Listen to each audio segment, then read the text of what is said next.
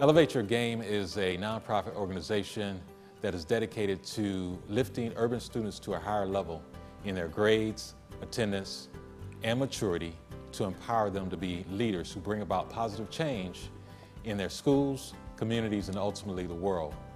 Several years ago, while principal at Compton High School, I had the pleasure of attending an alumni event, and I met a gentleman by the name of Michael Freeman, and I shared with not only with him but the entire group that evening how important it was to give back to their school. 2 weeks later, I met him in his office, and he shared with me in his office the need to establish a mentoring program on the campus of Compton High School. So after establishing the program at Compton High School, we decided to expand it to other locations. We were able to expand to the North Point Apartments in Long Beach with a partnership with another Zoe Church in Long Beach, and then we sought to expand to Walton Middle School. However, we found it very hard to recruit enough adult mentors to start the mentoring program at Walton. And in a board meeting one day, we were discussing this problem, and all of a sudden it occurred to us, hey, we have all of these students over at Compton High School who've been in the program, in the Elevate Your Game program over there for 2 or 3 years. Why don't we recruit some of those students to come over to Walton and be the peer mentors for the students at Walton? And so we did that, and it worked really, really well. As a principal and as an educator, I find that as I visit classrooms and meet with teachers and students, finding that students learn better when they learn from each other. We discovered from doing the peer mentoring programs at Harbor Teacher Prep Academy and also at Walton Middle School that there are some great advantages to the peer mentoring model.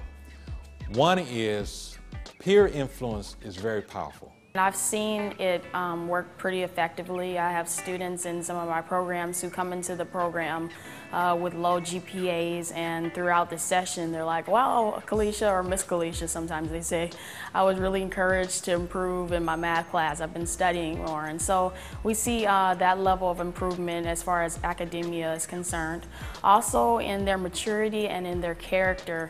Sometimes we have students entering in and they're really immature, whether it be in behavior, whether it be in one-to-one interaction, or sometimes mentors are immature in the way they deal with their mentees.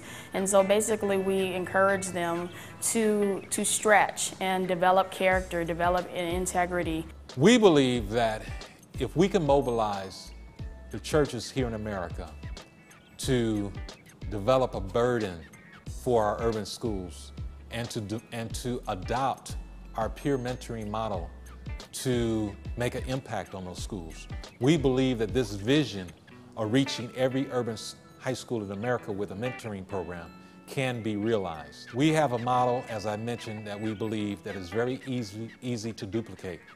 All it takes is one dedicated member of a congregation to go over to a school that the church adopts to be the program coordinator for that site. The only expense for the program would be the expense of providing refreshments for each mentoring session, which wouldn't cost that much money. We will come alongside each church to provide a member of our staff to come alongside the program coordinator to coach them, to equip them, to walk them through the steps of establishing the program and keeping the program going. I believe that pastors and spiritual leaders should help us, because often in Christian culture we see churches just focusing on spiritual things, and then so in other facets of life we see the church having no presence. So in education, in entertainment, we see them not having as great of a presence as they should. And obviously if the church, I think, would get more involved in education, we would see dramatic life-changing effects in the lives of the students. And the student may not come to a church, but if the church goes to the school, it's like you can guarantee having an impact that is measurable outside of the four walls of the church on a high school campus. And if that's who we're trying to reach, like other students, what other location better to go to than a high school campus? So it's kind of like just like an awesome effect. Like churches should be on every high school campus because it ensures that God is being brought, and it's not the typical way you would see God being packaged.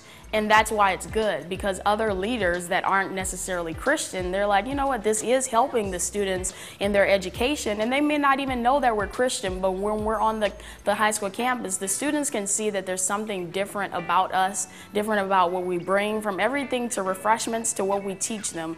And I want to appeal to churches in the various communities to partner with us. Schools can't do it alone. There's a struggle with kids in their daily lives, and it takes a village to do this without being trite, if you will.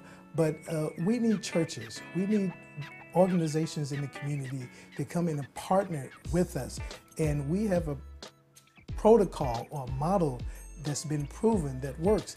And I want to encourage you to partner with us and join with us and encourage your members in the various churches, the youth organizations. I want to especially speak to youth leaders in the churches.